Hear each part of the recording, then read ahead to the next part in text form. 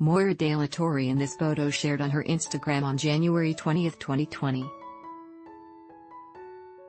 Photo from Instagram /Moira Dela Torre, sponsored articles. COVID-19 is airborne.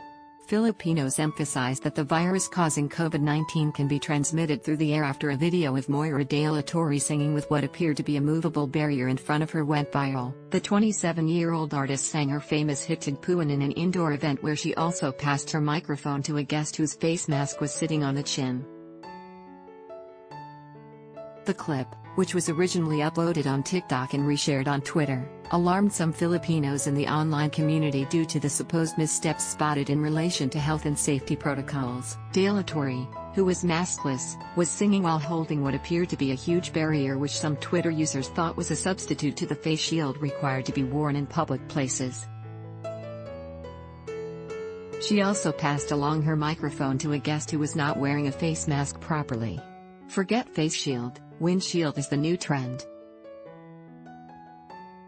Pic.twitter.com/1NewPersihisa, Tasty, @tasty_vive, May 11, 2021. Matagal ng kalokohan yung mga shows na naka-face shield yung artista pero walang face mask.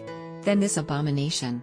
Plexiglass barriers might shield droplets, but they impede airflow and thus may even increase COVID risk because #COVID is airborne, a Twitter user said in response to the clip. Seriously? COVID is airborne. Your shield won't help, facepalm emoji. Who's more to blame? The organizer or the person who thought the shield would work, or Moira? Another online user wrote.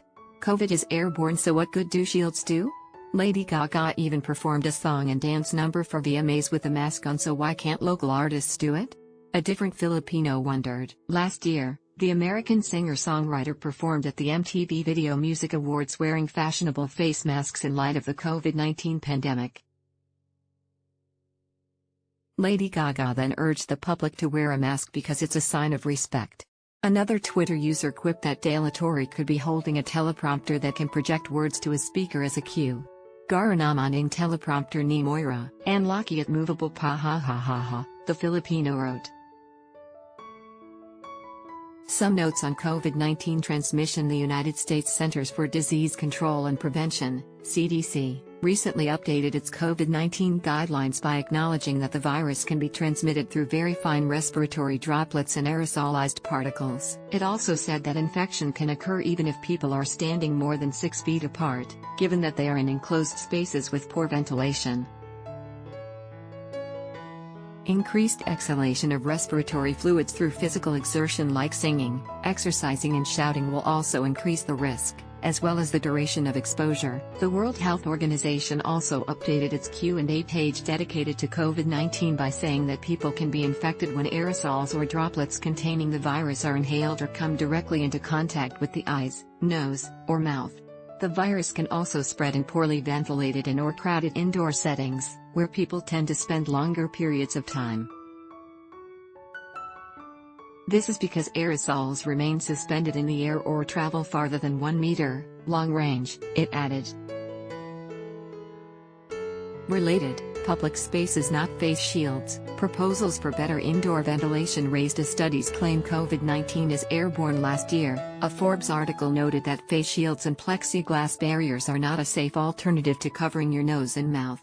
It also said that microscopic droplets create a fine mist that's invisible to the naked eye, an airborne solution, or aerosol. The article cited a document reportedly created by a group of scientists as organized by aerosol researcher Jose Luis Jimenez of the University of Colorado, Boulder. Face shields do not offer much protection against aerosols, also see this video, while masks do, part of its note said, linking a 2014 study. It added that plexiglass barriers offer limited protection since it is only useful in avoiding direct droplet infection and direct aerosol transmission whenever people are in close proximity and distance cannot be kept. However, as aerosols follow the air movements indoors, the protective effects of the plexiglass barriers against aerosols will be limited. Plexiglass barriers alone are not a sufficient approach to protect against aerosol transmission.